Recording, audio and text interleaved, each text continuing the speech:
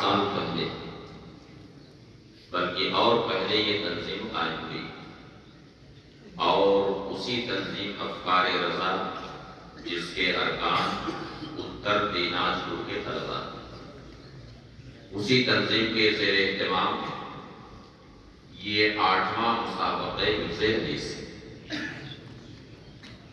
اور ظاہر ہے کہ کوئی مسابقہ کروانے کے لیے کافی اخراجات ہوتے ہیں۔ آپ دیکھ رہے ہیں کہ پہلا انعام 10,000 کا ہے، دوسرا انعام 7,000 کا ہے اور تیسرا 5,000 کا، یعنی یہ خطیر رقم ہے۔ اس کے علاوہ جتنے بھی شرکاء ہیں سب کے لیے، سب کی تشجیع اور ترغیب کے لیے 1,000 کا انعام سب کے لیے، یہ خطیر رقم ہے۔ اس کے علاوہ آپ حضرات کے لیے ضیافت کا بھی اہتمام اس تنظیم نے کیا ہے۔ تو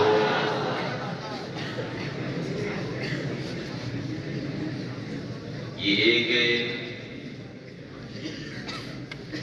بہت بڑی قربانی ہے حفظ حدیث سے میں تشویق اور ترغیب کے لیے یہ طلبا لائق سب مبارکباد۔ انہوں نے اس مسابقے کے انعقاد کے لیے ہر طریقے سے کوشش کی، توغو کیا، مالی اخراجات، اس کے علاوہ کوئی بھی وزن قائم کرنی ہوتی ہے تو اس کے لیے الگ سے بھی بہت ساری جانفشانی ہوتی ہے۔ اس کے لیے میں اس تنظیم کو مبارکباد پیش کرتا ہوں اور ساتھ ہی ساتھ ہمارے جن طلباء نے اس مسابقے میں حصہ لیا سبھی لائق سب تحسین و مبارکباد ہیں۔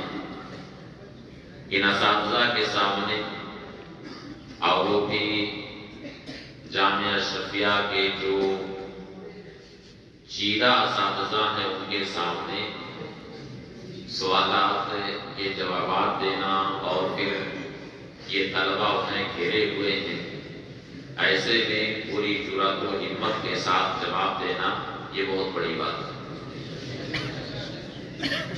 یہ سارے طلباء لائق تحسین و مبارکباد اور حفظ حدیث یہ بہرحال بہت ہی سعادت کی بات ہے۔ نبی کریم صلی اللہ علیہ وسلم نے حفظ حدیث کرنے والوں کے لیے دعا فرمائی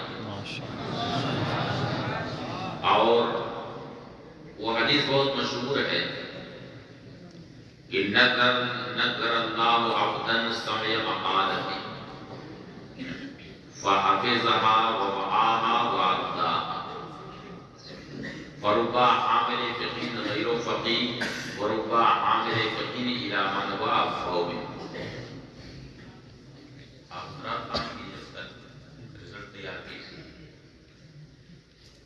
نبی کریم صلی اللہ علیہ وسلم نے دعا فرمائی کہ اللہ تعالیٰ اس بندے کو سرسبز و شاداب رکھے، اسے بارونق رکھے جس نے میرا ارشاد سنا اور اسے یاد کیا، اور ووعاہا یعنی حفظ پر اس نے استقامت برتی۔ فربا حامل فقہ غیر فقیہ، کیونکہ بہت سارے حاملین علم ایسے ہوتے ہیں جو فقیہ نہیں ہوتے، یعنی احادیث کا ذخیرہ ان کے پاس ہوتا ہے لیکن ان احادیث سے مسائل شرعیہ کے استنباط کرنے کی صلاحیت ان کے پاس نہیں ہوتی۔ وربا حامل فقہ الی من هو افقہ منہ، اور کتنے حاملین فقہ وہ ہیں جو حدیث ان تک پہنچاتے ہیں جو فقاہت میں ان سے بڑھ کر کے ہوتے ہیں۔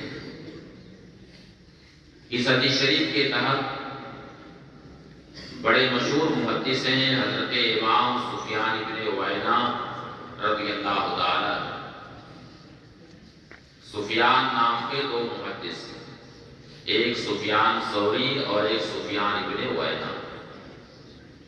سفیان ابن عیینہ رضی اللہ تعالیٰ عنہ اس حدیث شریف کے تحت فرماتے ہیں کہ قد استجاب اللہ دعاء نبیہ صلی اللہ تعالیٰ علیہ وسلم، اللہ تعالیٰ نے اپنے نبی صلی اللہ تعالیٰ علیہ وسلم کی دعا قبول فرمائی۔ پھر فرمایا کہ اسی لیے تم دیکھو گے کہ حدیث شریف میں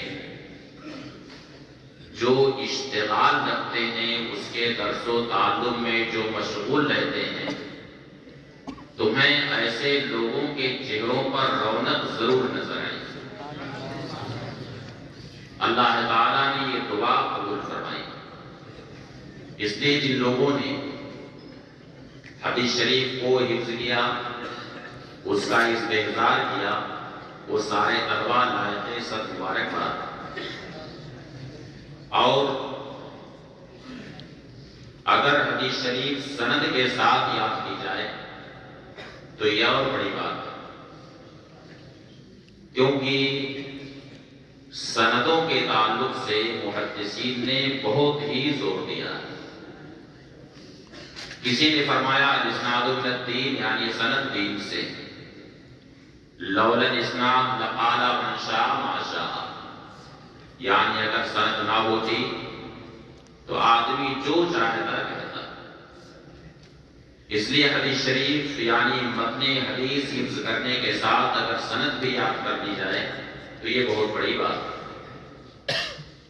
اور یہ ضابطہ حضرات کو ہمیشہ ذہن میں رکھنا چاہیے کہ مسائل تین قسم کے ہوتے ہیں۔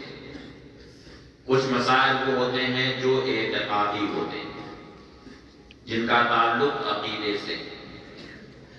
کچھ مسائل وہ ہیں جن کا تعلق احکام سے ہوتا ہے، اور کچھ مسائل ایسے ہوتے ہیں جن کا تعلق فضائل اعمال سے ہوتا ہے۔ تو جو مسائل اعتقادات یا احکام سے متعلق ہوتے ہیں، ان مسائل میں وہی حدیث معتبر ہے جو صحیح اور حسن، یعنی قابل حجت ہونے کے لیے حدیث کا صحیح ہونا یا حسن ہونا ضروری ہے۔ باقی جو فضائل اعمال ہیں، ان میں اگر حدیث ضعیف بھی ہے تو بھی معتبر اور قابل حجت۔ اور یہ بھی بات ذہن میں رکھنا چاہیے کہ اعتقادات اور احکام میں بہرحال سند کا ہونا ضروری ہے، کیونکہ جب تک کہ سند نہیں رہے گی اس وقت تک یہ پتہ نہیں چل سکے گا کہ یہ حدیث کس درجے کی، صحیح ہے یا حسن۔ باقی فضائل اعمال